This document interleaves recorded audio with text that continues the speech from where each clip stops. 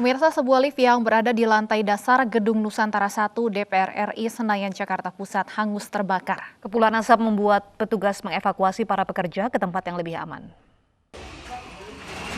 Dia lagi diproses nih. Ambil lagi, aparnya ambil. Video amatir merekam kebakaran sebuah lift yang berada di lantai dasar Gedung Nusantara 1 DPR RI Senayan, Jakarta Pusat.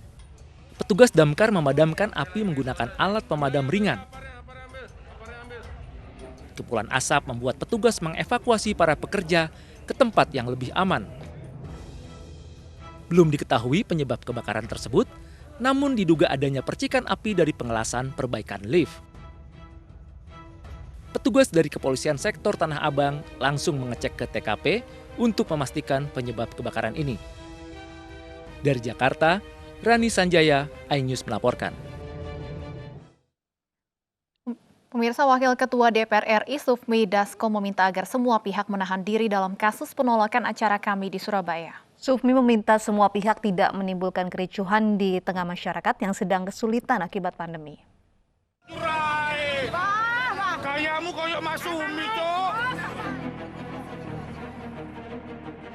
Menanggapi penolakan acara koalisi Aksi Menyelamatkan Indonesia di Surabaya pada Senin siang kemarin oleh sejumlah organisasi masyarakat, Wakil Ketua DPR RI Sufmi Dasko Ahmad meminta agar semua pihak menahan diri dan fokus pada penanganan COVID-19.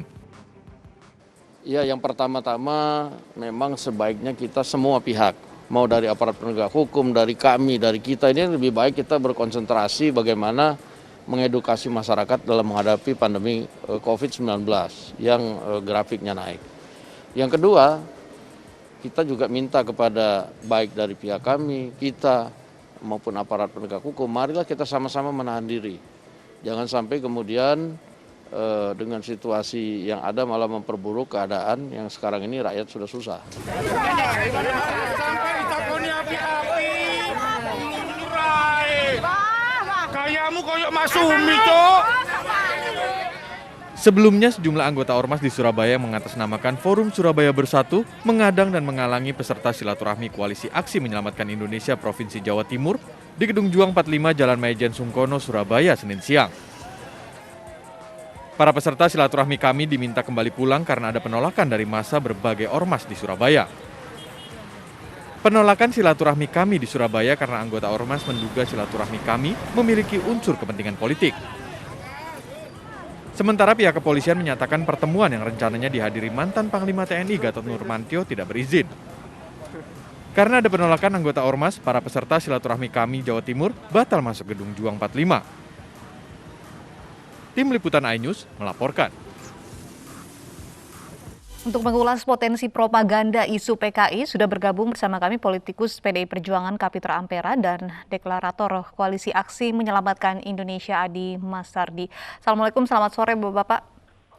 Selamat sore, Assalamualaikum warahmatullahi wabarakatuh. Saya ke Pak Adi terlebih dahulu. Pak Adi, ini isu kebangkitan PKI ini selalu mengemuka kembali begitu setiap memasuki bulan September. Salah satunya dihembuskan oleh Koalisi Aksi Menyelamatkan Indonesia Kami. Apa tujuannya Pak? Karena ada tudingan bahwa Kami ini menggunakan isu PKI sebagai alat propaganda. Jadi begini, pertama saya merasa terhormat lawan bicara saya Kapitra. Jadi saya lebih beruntung dari Rocky Gerung. Rocky Gerung dulu dihadapkan dengan guru besar dengan otak kecil. Nah sekarang mudah-mudahan Kapitra yang katanya doktor tata negara otaknya lebih besar dari guru besar itu. Nah jadi begini, kalau soal isu komunisme gaya baru, ini merupakan salah satu butir bagian dari yang ada di dalam maklumat Koalisi Aksi Menyelamatkan Indonesia. Jadi persoalan yang dibahas oleh kami ini kan terdiri dari banyak orang, banyak elemen, dari berbagai disiplin ilmu, berbagai disiplin pemikiran. Salah satu butir, yang lainnya kan seperti masalah sosial, politik, ekonomi, kemudian pengelolaan SDM dan lain-lain itu kami melihatnya ini ada masalah besar dalam tata kelola. Oleh sebab itu yang dikritisi, yang diminta oleh kami itu adalah para penyelenggara negara melakukan tugas konstitusionalnya dalam mengelola persoalan ini, menyelesaikan persoalan-persoalan ini. Jadi kami itu hanya minta kepada para penyelenggara negara untuk menunaikan tugas konstitusionalnya, tidak lebih dari itu. Jadi komunisme ini kan salah satu dari yang kami kritisi karena faktanya di masyarakat itu terjadi kelompok-kelompok yang mengolok-olok agama. Nah, yang mengolok agama itu, yang Islamophobia itu tidak lain kecuali komunis. Karena yang lain itu seperti umat agama yang lain tidak pernah menjelek-jelekan, mengolok-olok apalagi membatai ulama ya. Jadi yang melakukan itu dalam sejarah Republik ini kan kelompok komunis. Nah, komunis ini kenapa sekarang ini menjadi bermasalah, kemudian kita melihatnya ada persoalan besar, ada ideologi yang merasuk ke negara kita lewat eksekutif, legislatif, dan lain-lain itu. Karena faktanya di lapangan itu yang kami lihat. Juga ini karena problem dunia internasional kan juga mengalami persoalan yang sama. Jadi bukan hanya Indonesia saja yang tercekam oleh gerakan komunisme gaya baru ini. Juga Amerika, Eropa, dengan bangkitnya komunisme di Cina yang digelorakan oleh Xi Jinping, ini pasti kan juga masuk ke Indonesia lewat berbagai cara. Nah, di Amerika sendiri agen-agen komunis Cina kan merasuk sampai ke kepolisian. Baik. Pak, saya ke Pak Kapitra. Pak Kapitra melihat apa tujuan kami begitu mengangkat isu PKI ini? Apakah memang ada kepentingan tertentu? Anda melihatnya? Saya pikir kami ini kan hanya mencari panggung untuk bisa eksis, untuk bisa merangsang emosi masyarakat agar marah kepada pemerintah.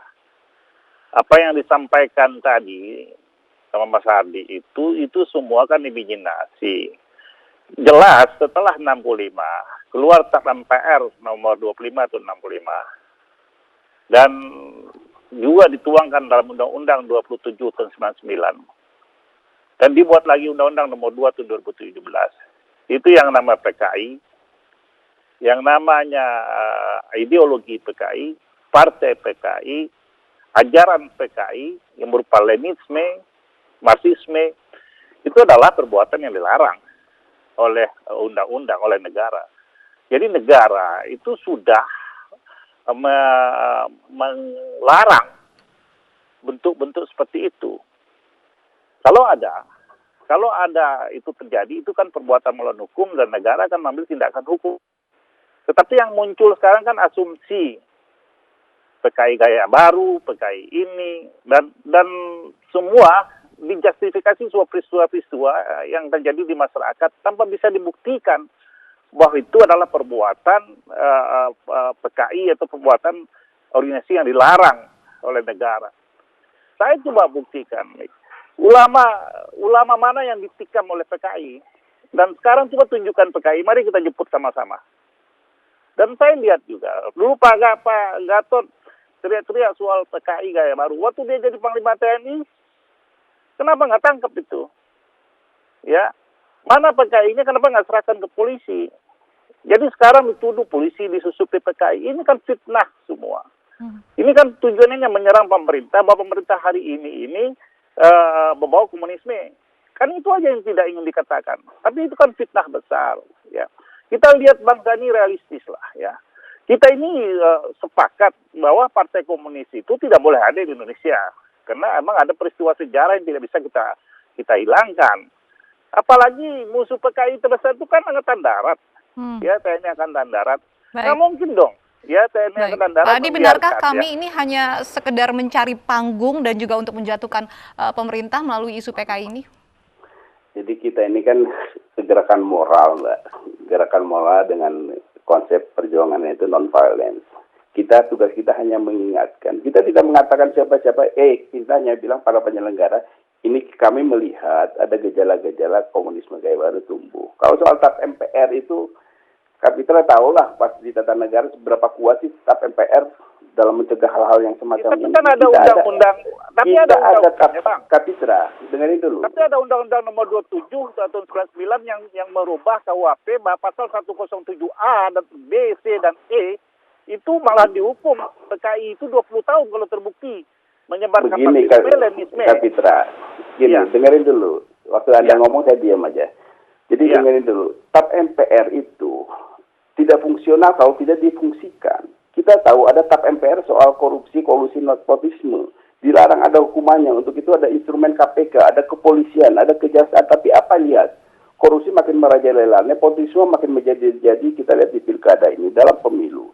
dan lain-lain. Jadi ini kan tergantung kepada political will.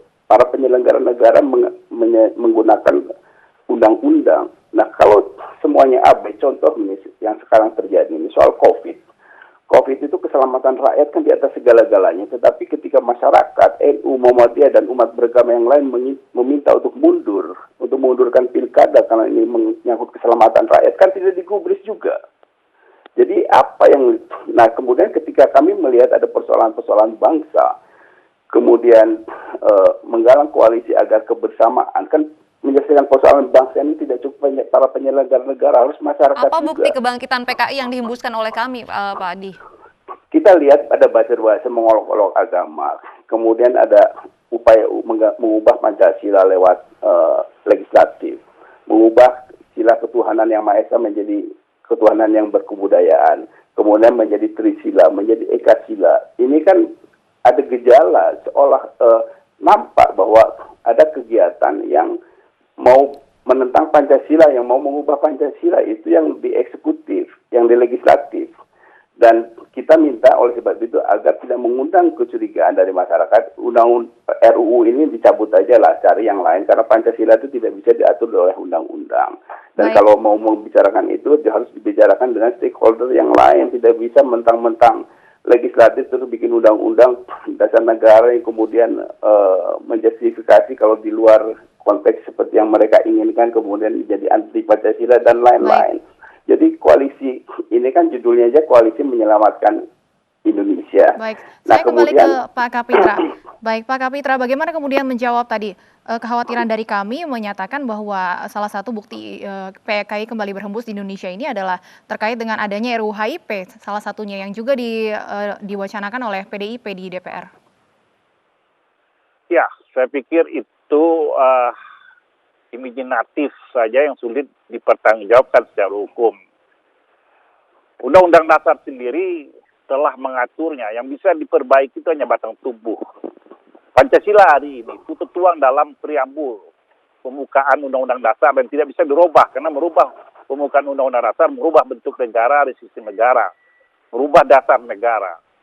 Jadi saya melihat itu kami mencari cara yang kurang terhormat dan tidak membangun suatu pemikiran yang konstruktif dengan berbasis data dan validitas. Dan rancangan undang-undang HIP itu sudah dihapus, ya sudah tidak diberlakukan, dan itu bukan PDIP yang mengusulkan. Jadi kita ini telah membangun suatu prasangka dan tujuannya yang satu, mendiskreditkan pemerintah yang sah hari ini. Tujuannya hanya satu, bahwa pemerintah hari ini tidak becus mengelola negara. Saya mengatakan, TAP MPR itu ditindaklanjuti oleh undang-undang. Undang-undang nomor 799 memperbaiki kitab hukum pidana Indonesia. Pasal 107 yang berkaitan dengan keamanan negara, itu sudah memuatnya agar apa? Agar segala perbuatan dan menyebarkan ajaran Marxisme, Leninisme, dan Komunisme itu bisa dihukum di pidana. Kenapa ketika anggota kami atau presiden kami menjabat sebagai Panglima TNI dulu tidak bertindak kalau itu memang ada? Kenapa setelah jabatan ini tidak ada baru teriak-teriak? Dan itu kedua, mana indikatornya? Konkretnya begini, mari kita cari, kalau memang ada, ayo kita jemput yang PKI itu, kita bawakan ke polisi gitu. Itu semua asumsi kita bawa ke masalah ini dan itu. Ini kan tidak fokus. Kita bungkus ini semua dengan gerakan moral. Ini sebenarnya gerakan politik. Coba lihat, katanya pemerintah tidak menunda pilkada dan sebagainya, ya. Sementara kami deklarasi di mana-mana, dimobilisasi massa. Dan apakah itu tidak membuat kluster baru? Ya, harusnya kan kalau emang ini gerakan moral itu membangun suatu ide, membangun pikiran-pikiran, lalu berkomunikasikan dengan pemerintah. Bukan mendeklarasikan di pinggir jalan, di tempat-tempat di umum yang justru membuat kegaduhan-kegaduhan baru. Ini yang harus kita realistis lihatnya gitu. Bangsa ini lagi mencoba keluar dari kondisi hari ini. Tapi kita menambah beban dengan isu-isu yang sulit dipertanggungjawabkan. Kita sepakat bahwa kita tidak suka dengan PKI karena PKI itu adalah sejarah hitam bangsa ini. Lalu negara telah membuat aturannya untuk menindaknya. Kenapa kita tidak lakukan instrumen itu? Kalau penegak hukumnya lambat, kita desak penegak hukumnya. Tapi tunjukkan buktinya di mana PKI itu sekarang. Baik Pak Adi, jadi sebenarnya kami ini gerakan moral atau gerakan politik? Ya judulnya kan sudah gerakan moral. Kalau gerakan politik itu kan ada lahannya Mbak, ada partai politik. Kita hanya mengingatkan saja. Tugas kita hanya mengingatkan. Kalau nggak mau diingatkan ya nggak ada masalah juga. Yang penting kan tugas kita sudah selesai. Kami ini seperti muazin, waktunya azhar kita azan, waktunya maghrib azan. Bahwa kemudian orang sholat atau tidak tergantung kepada orang yang mendengarnya, orang yang mau melakukannya. Jadi tugas kami itu kan bukan hanya soal komunisme yang kami ingatkan, juga pengelolaan tata ekonomi, tata kelola hukum, tata kelola sumber daya alam, dan lain-lain. Ini juga kita soroti karena ini harus ditangani dengan benar. Kemudian yang paling mendesak ini kan sekarang soal COVID. Soal COVID kan tidak bisa ditangani oleh para penyelenggara negara, masyarakat juga harus terlibat. Nah, ini kami juga mengingatkan kepada mereka, kami berkumpul itu juga menggunakan standar ketat protokol COVID yang dilakukan dan tertutup, dan bagi yang bisa melakukan daring cukup dengan jaringan, ya cukup dengan Zoom, deklarasi.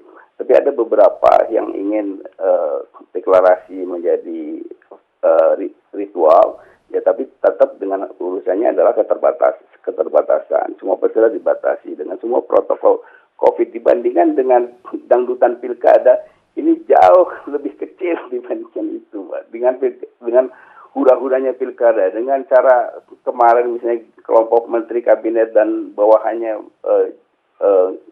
pergi ke Bintan, menghabiskan uang banyak, dan saya nggak tahu juga apakah protokol COVID-nya dijalankan atau tidak. Baik, Pak Kapitra silakan singkat saja Pak Kapitra. Ya, saya tidak lihat urgensinya, ya. Urgensi yang disampaikan itu membangun suatu pemikiran baru, dan ini sangat paradok, ya, ambiguitas. Satu sisi bicara COVID, satu sisi membuat kolester COVID supaya masif, ya. Apa urgensinya deklarasi itu dari semua daerah? Kalau ini gerakan moral, ya, gerakan politik itu jelas aktivitasnya seperti ini. Kalau gerakan moral itu membangun legitimasi etis untuk mensupport pemerintah dengan memberikan ide-ide yang langsung berkomunikasi dengan pemerintah, bukan berkomunikasi di pinggir jalan, lalu membangun opini-opini, menuding sana sini, lalu dijadikan itu sebagai bola panas untuk menstimulasi emosi masyarakat. Saya pikir kami ini tidak lain dari gerakan yang untuk membuat gaduh bangsa ini, untuk menggoyang pemerintah agar pemerintah tidak kredibel. Dan ini yang sebenarnya yang terjadi. Jadi segala analogi itu tidak punya dasar pijakan yang kuat, baik secara filosofis maupun secara hukum. Jadi ini yang kita sebenarnya sayangkan. Kalau kami ini punya kepedulian dalam skala aspek dimensi kenegaraan, mari dong bangun komunikasi, dialog. Baik, terima kasih Pak Kapitra sudah bergabung bersama kami, dan Pak Adi Marsadi sudah berdialog bersama kami di Ini Sore. Pemirsa, berbeda dengan kampanye ala Gibran yang menggunakan virtual box, pasangan Bajo memilih belusukan untuk mendulang suara. Ini Sore akan kembali dengan informasi selengkapnya sesaat lagi.